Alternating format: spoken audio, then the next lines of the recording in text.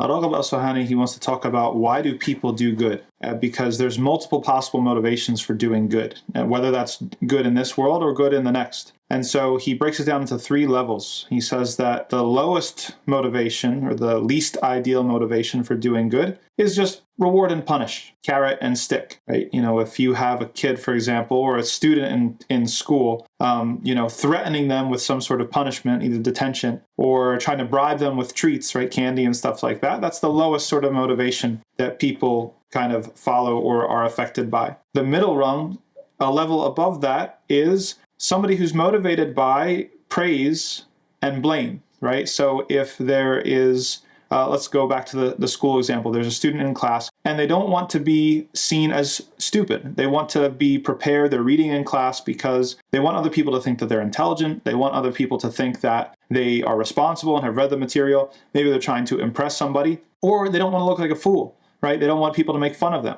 So this is kind of the middle level of motivation. It's not quite as bad as the material, but it's still, you know, it's moved internally, but it's not necessarily pure. It's not the best possible motivation that you could have. And the highest, though, the highest level of motivation you could have is seeking virtue, is embodying good for the sake of the good, right? So imagine the student who's in class just to learn, right? They don't care about the grade. They don't care about the diploma or anything. And sometimes, subhanAllah, we would see in Medina, sometimes, you know, our teachers would be absent quite a bit, at least more than what we're used to in the West. And, you know, there's 2 types of students. When a teacher is 45 minutes late, or if a teacher doesn't show up at all, there's a type of student who just like goes and scrolls through their phone or turns around and starts talking to somebody and, you know, wasting their time. Or there's somebody who busts out the books and starts learning the lesson themselves, or reviewing something else, or trying to review Quran, or doing something else, right? So the highest possible motivation you can have is just for the sake of the thing, right? You're doing it for the knowledge. If the teacher doesn't show up, are you still going to be in class? Are you still going to come?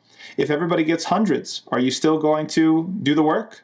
Because you're seeking something that's much greater than just a grade. You actually want the transformation, you want the education, you want the information, and you want the status and the virtue. So al-Raghib al-Isfahani, he goes into this and he's talking about worldly good, because this is a direct analog to motivations for why we would seek the eternal good, right? For every believer out there, and this is something that many people ask about all the time.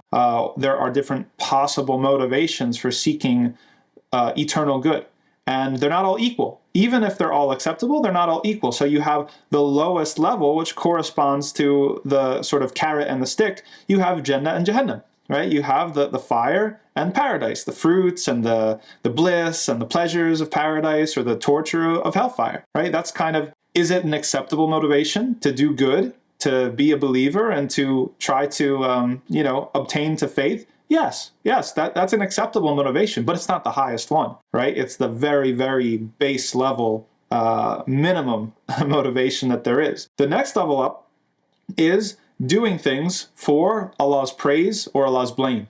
Okay, so again, it's moved internal. It's not external anymore, but it's still tied to some other sort of motivating factor, like you know, like praise and blame. You want Allah to think good of you. You're afraid of the embarrassment or the humiliation on the day of judgment, or having your sins exposed. All these sorts of things. Valid, acceptable, yes, but still not the absolute best motivation that you could have. The highest motivation is simply seeking Allah's pleasure for the sake of it, because of who Allah is. Not because of anything that you get in return, or you get in a transactional way, just knowing that Allah has blessed you with bounty and abundance and mercy and forgiveness and all of these things, and just out of your pure love for Allah, not to get anything out of it, but just out of your pure love, you pursue the good, you wake up early for Fajr, you try your hardest, you try to earn halal, and you stay away from the haram, and you try your whole life as best you can, because you feel that you're that attached to Allah subhanahu wa ta'ala. That's the best possible motivation that anybody could have for doing good.